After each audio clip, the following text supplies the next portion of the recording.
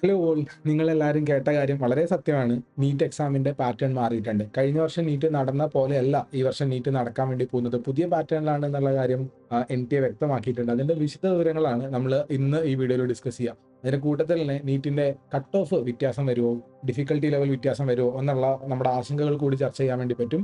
Welcome to this video. എൻ്റെ പേര് doctor Ashiq Zainuddin എന്നാണ്. ഞാൻ ഡോപ്പ നീറ്റ് കോച്ചിങ്ങിന്റെ ഡയറക്ടറാണ്. കോഴിക്കോട് മെഡിക്കൽ കോളേജിൽ നിന്നും MBBS കഴിഞ്ഞ ഒരു ഡോക്ടറാണ്. സോ നിങ്ങൾക്ക് നമ്മുടെ വീഡിയോ ഡീറ്റെയിലേക്ക് പോകുന്നതിന് മുന്നേ ഇത് എന്തായിരുന്നു ഇതിനകത്ത് നീറ്റിന്റെ കാര്യത്തിൽ ട്വിസ്റ്റ് നടന്നത് എന്നുള്ള കാര്യം മനസ്സിലാക്കിയിരിക്കണം. നീറ്റ് കോവിഡ് വരുന്നതിന് മുന്നേ, നമ്മുടെ കൊറോണ ലോക്ക്ഡൌൺ പീരീഡ് ഒക്കെ വരുന്നതിന് മുന്നേ തന്നെ 3 മണിക്കൂർ പരീക്ഷയായിരുന്നു. 180 മിനിറ്റ് 180 ചോദ്യം എന്നുള്ള രൂപത്തിൽ തന്നെയായിരുന്നു ഉണ്ടായിരുന്നത്. കോവിഡ് ലോക്ക്ഡൌൺ വന്നപ്പോൾ പല സ്ഥലങ്ങളിലും പല സംസ്ഥാനങ്ങളിലും സ്കൂളുകൾ പല കാലഘട്ടങ്ങളിൽ അടച്ചിടുകയും ലോക്ക്ഡൌൺ ആവുകയൊക്കെ ചെയ്തതുകൊണ്ട് പലരുടെ സിലബസ് കംപ്ലീറ്റ് ആയിട്ടുണ്ടായിരുന്നില്ല. അപ്പോൾ ആ വർഷത്തെ നീറ്റ് എക്സാം നടത്താൻ വേണ്ടിയിട്ട് എൻടിഎ തീരുമാനിച്ചപ്പോൾ ഈ സിലബസ് കംപ്ലീറ്റ് ആവാത്ത ഇഷ്യൂസും സാധനങ്ങളൊക്കെ ഉള്ളതുകൊണ്ട് പറഞ്ഞു, അങ്ങനെയാണെങ്കിൽ കുറച്ച് ഓപ്ഷണൽ ക്വസ്റ്റ്യൻസ് കൊടുക്കാൻ വേണ്ടി പറ്റും. അപ്പോൾ നമുക്ക് അറിയില്ലാത്ത പഠിപ്പിക്കാത്ത ഭാഗത്തുനിന്ന് ക്വസ്റ്റ്യൻ വന്നെങ്കിലും നമുക്കത് സ്കിപ്പ് ചെയ്തിട്ട് ഒഴിവാക്കാൻ വേണ്ടി പറ്റുമല്ലോ എന്നുള്ള രൂപത്തിൽ കോവിഡിന്റെ സമയത്ത് നമ്മൾ എക്സാമിന്റെ കാര്യത്തിൽ ഒരു ഇളവ് പ്രഖ്യാപിച്ചിരുന്നു.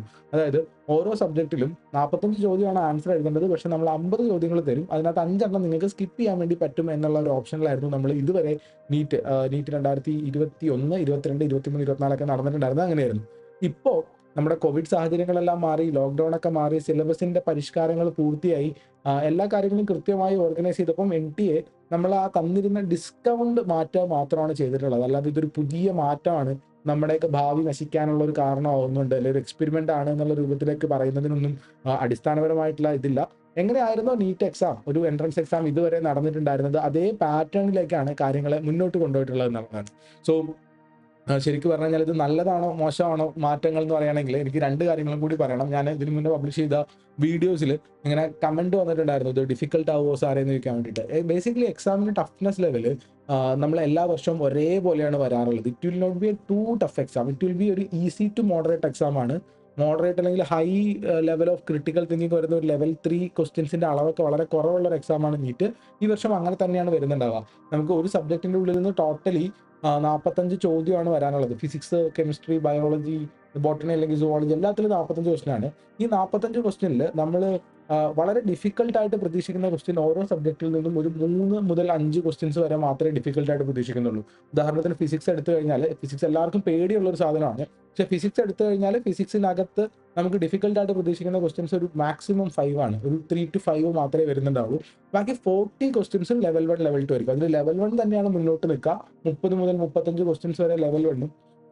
എന്തായാലും 28, 29 ക്വസ്റ്റ്യൻസ് വരെ എന്തായാലും ലെവൽ 1 ക്വസ്റ്റ്യൻസ് കിട്ടുക. സിംപിളി നമുക്ക് ഡയറക്റ്റ് ആയിട്ട് ഇക്വേഷൻ അറിയാമെങ്കിൽ, നമ്മൾ കുറച്ചൊക്കെ പ്രാക്ടീസ് ചെയ്തിട്ടുണ്ടെങ്കിൽ ഡയറക്റ്റ് അപ്ലൈ ചെയ്ത് പോകാൻ വേണ്ടി പറ്റും. ഒരു 120 മാർക്ക് വരെ ഫിസിക്സിൽ നമുക്ക് വളരെ എളുപ്പത്തിൽ സ്കോർ ചെയ്യാവുന്ന തരത്തിലേക്കുള്ള പേപ്പറുകൾ നമുക്ക് വരാൻ സാധ്യതയുണ്ട്.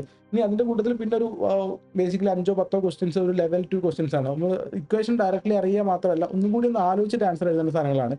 ക്രിട്ടിക്കൽ തിങ്കിങ് ക്വസ്റ്റ്യൻ എന്ന് പറഞ്ഞു കഴിഞ്ഞാൽ നമുക്ക് 180 മാർക്ക് ഓരോ സബ്ജക്റ്റിൽ നിന്നും കിട്ടുമ്പോൾ 180 ഒരു 160 വരെയൊക്കെ വളരെയധികം അപ്രോച്ചബിൾ ആയിട്ടുള്ള സാധനമായിരിക്കും വരിക എന്നുള്ളതാണ് പറയാനുള്ള ഒരു കാര്യം. അപ്പോൾ ഇങ്ങനെ തന്നെയാണ് ഇതുവരെയുള്ള എല്ലാ വർഷത്തിലും. ഇപ്പോൾ കഴിഞ്ഞ 2024 നീറ്റ് അടക്കം ഇങ്ങനെ നടന്നിട്ടുണ്ടായിരുന്നത്. ഡിഫിക്കൽട്ടി ലെവലിൽ മാറ്റങ്ങൾ വരുത്താൻ വേണ്ടി പറ്റില്ല, കാരണം ഇതൊരു നാഷണൽ വൈഡ് സാധനമാണ്. ഓരോ സംസ്ഥാനത്തെയും കുട്ടികളുടെ പഠന നിലവാരവും പഠന സാഹചര്യങ്ങളൊക്കെ ഡിഫറെന്റ് ആണ്. അപ്പോൾ ഇതെല്ലാം പരിഗണിച്ചതിന് ശേഷം മാത്രമേ ചെയ്യാൻ വേണ്ടി പറ്റുള്ളൂ. So it is not a high bar വെക്കുന്ന ഒരു എക്സാം അല്ല. കുറച്ചൊരു ലോ ബാർ വെച്ചിട്ട് ഈസി ടു മോഡറേറ്റ് തന്നെയായിരിക്കും നിൽക്കുന്നുണ്ടാവുക. ഡിഫിക്കൽട്ടി ലെവൽ കൂടില്ല. പഠിച്ചുകൊണ്ടിരിക്കുന്ന കുട്ടികളോ അല്ലെങ്കിൽ അവരുടെ രക്ഷകർത്താക്കളോ ഒന്നും പാനിക് ആവേണ്ടതില്ല. നമ്മൾ പഠിച്ചുകൊണ്ടിരിക്കുന്ന അതേ രൂപത്തിൽ തന്നെ മുന്നോട്ട് പോയാൽ മതി. മാറ്റങ്ങളോ കാര്യങ്ങളോ ഒന്നും വരുത്തേണ്ടതായിട്ടുള്ള ആവശ്യങ്ങൾ നിങ്ങളുടെ സൈഡിൽ നിന്ന് ഉണ്ടാവില്ല എന്നുള്ളത്. ഇനി ഇത് കാരണം നമ്മുടെ കട്ട് ഓഫിന് എന്ത് സംഭവിക്കും എന്നുള്ളതാണ് മൂന്നാമത്തെ ചോദ്യം. യൂഷ്വലി കട്ട് ഓഫ് ഹൈ ആയി വരുന്ന ട്രെൻഡ് ഈ പറയുന്ന അഡീഷണൽ ഓപ്ഷണൽ ക്വസ്റ്റ്യൻസ് വരുന്ന സമയത്ത് മാത്രമേ കണ്ടത്. ഉദാഹരണത്തിന് കഴിഞ്ഞ വർഷത്തെ നീറ്റിൽ ഏകദേശം 13ഓളം ക്വസ്റ്റ്യൻസ് ലെവൽ 3 ആയിരുന്നു. നമ്മൾ എക്സാം അനാലിസിസ് ചെയ്ത സമയത്ത് കൃത്യമായിട്ട് ക്വസ്റ്റ്യൻ നമ്പർ അടക്കം വെച്ച് പറഞ്ഞിട്ടുണ്ട്. നമ്മൾ ഇനി അത് ഡിസ്കസ് ചെയ്യുന്നതിൽ കാര്യമില്ല. 13 ക്വസ്റ്റ്യൻസ് വളരെ ഡിഫിക്കൽട്ട് ആയിരുന്നു. പക്ഷെ തിങ് എന്താണെന്ന് വെച്ചാൽ ഈ 13 ക്വസ്റ്റ്യനിൽ ഓൾമോസ്റ്റ് ഒരു 11 വന്നത് ഓപ്ഷണൽ ക്വസ്റ്റ്യൻ ആയിട്ടാണ്. അപ്പോൾ കുറച്ചൊന്ന് പ്രാക്ടീസ് ചെയ്ത് ഒരു വിവേകത്തോടെ ചിന്തിച്ച കുട്ടി എന്ത് ചെയ്തു വെച്ചാൽ ഈ ഡിഫിക്കൽട്ട് ക്വസ്റ്റ്യൻസ് ഒക്കെ സ്കിപ്പ് ചെയ്തിട്ട് എളുപ്പമുള്ള ക്വസ്റ്റ്യൻസ് അതിന് പകരം ആൻസർ ചെയ്ത് പോകുന്ന ഒരു ടെൻഡൻസിയിലാണ് ആ കുട്ടികൾ കാണിച്ചിട്ടുണ്ടായിരുന്നത്.